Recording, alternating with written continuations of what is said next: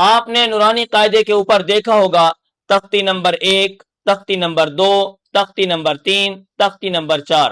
اسی طرح نورانی قاعدہ جو ہے یہ کتاب 16 تختیوں پر مشتمل ہے۔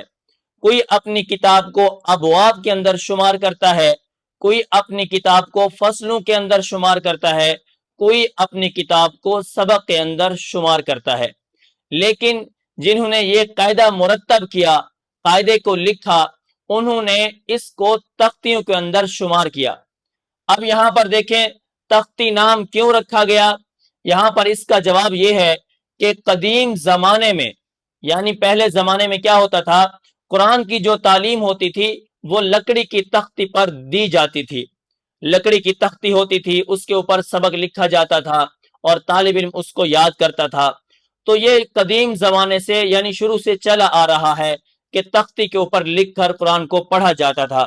اسی لیے جب یہ نورانی قاعدہ لکھا گیا تو پھر نام کیا رکھا گیا؟